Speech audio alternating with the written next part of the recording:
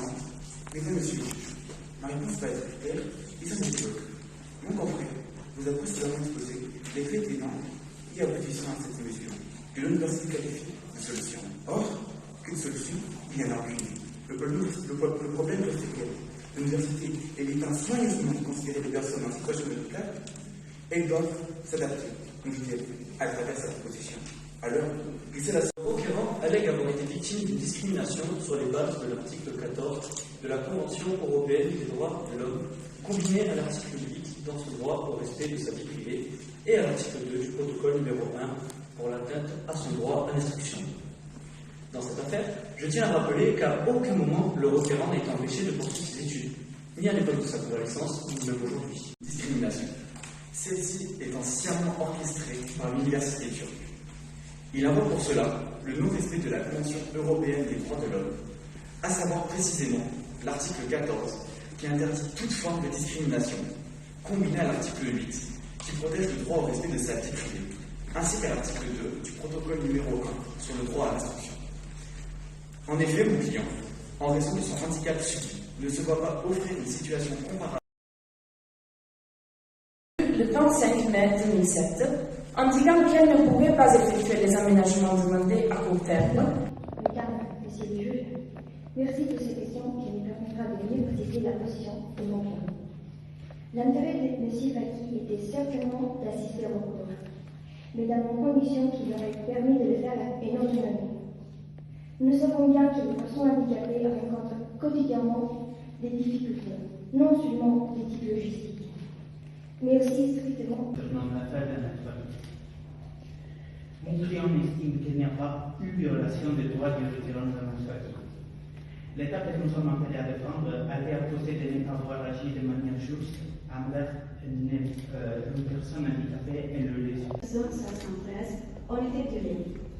Considérant que l'établissement d'enseignement est ouvert à tous, sans discrimination fondée sur la langue, la race, les sexes, l'handicap ou la religion, et que dans le domaine de l'éducation,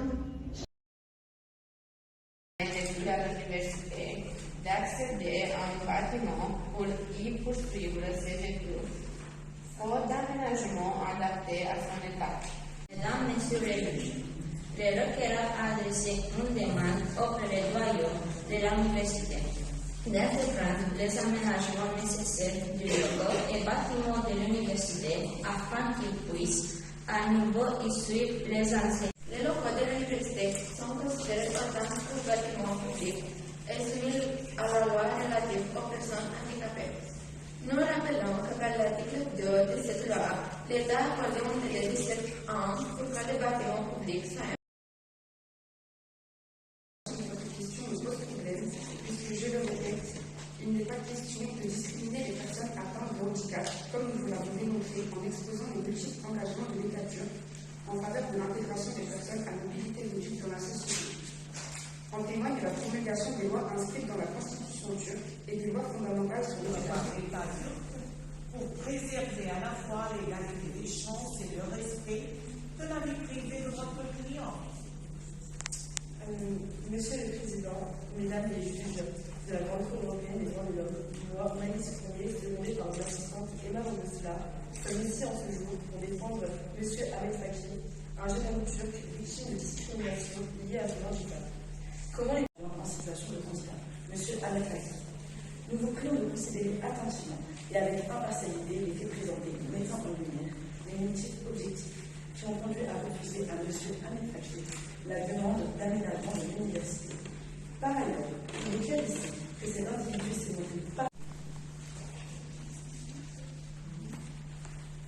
Monsieur le Président, Mesdames les juges de la Grande Cour européenne des droits de l'homme, moi, Emma Rousseau, secondée par mon assistante Malice Fournier, nous tenons devant vous ici en ce jour pour porter à votre attention une question préoccupante qui a gravement affecté la qualité de vie de M. Ahmet Faki.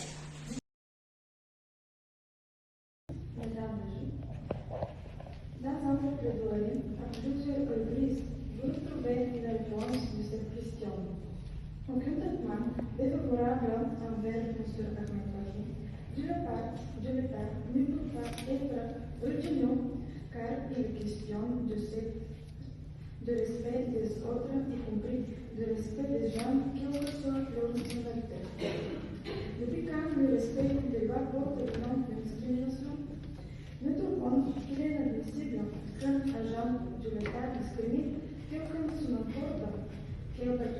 parce que nous tous, nous avons de la chance de vivre dans un pays pionnier dans la lutte contre les discriminations, en particulier sera fondée sur la base de l'origine.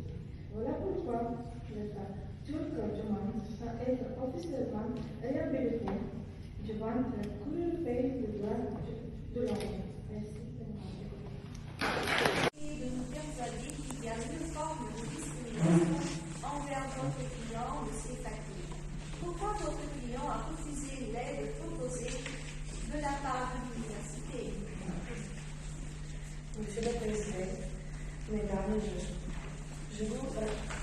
je vous rappelle l'article 42 de la Constitution. Nul ne peut être privé de son droit à l'éducation et à l'instruction. Et aussi, l'article 2, les bâtiments officiels existant appartenant au cas à une institution publique, tout à l'heure, les trottoirs, les passages pour piétons, les espaces verts et les espaces verts, les aires de sport et les infrastructures sociales et culturelles similaires, ainsi que toutes les constructions. La Cour européenne des droits de l'homme, je vous remercie d'accorder du temps pour pouvoir nous exprimer sur le cas de notre client, l'État turc, dans ce procès contre M. Ahmet Faki, de nationalité turque, étudiant à l'université du professorat, qui se déplace au fauteuil roulant après être diagnostiqué paraplégique, qui s'est déplacé à cause d'un accident routier et n'est plus dans la... Je vous rappelle l'article 42 de la Constitution. Nul ne peut être privé de son droit à l'éducation et l'instruction. Peut-être l'université a oublié ça.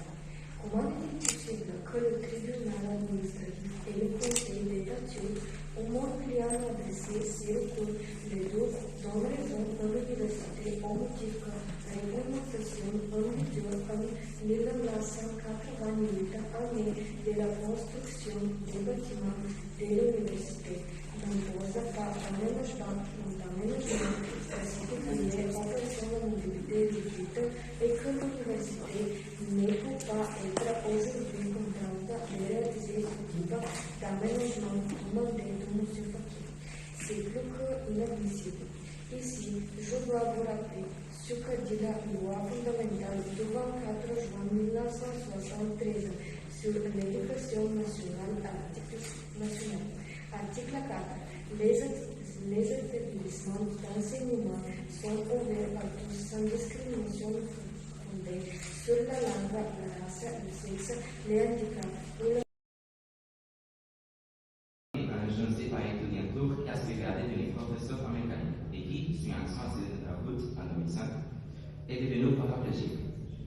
Il a été empêché par l'université de poursuivre librement ses études et sa vocation de manière discriminatoire. Tous les citoyens sont égaux devant la loi et dignité un droit, et que bien entendu, la Constitution turque, article 42, et la loi fondamentale de 1973 sur l'éducation nationale, article 4 et 8, et aussi la loi turque relative aux personnes handicapées de l'Union, refuser les requérants qui n'a en aucun moment été entravé dans son accès à l'éducation discriminée.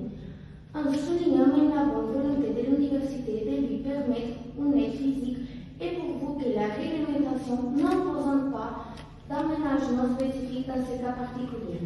De plus, la loi... En premier lieu, nous, les avocats représentants de l'État turc dans l'affaire Faki contre l'État turc, tenons à exprimer notre gratitude envers vous, mesdames et messieurs les juges, pour cette opportunité de nous adresser à la Cour européenne des droits de l'homme.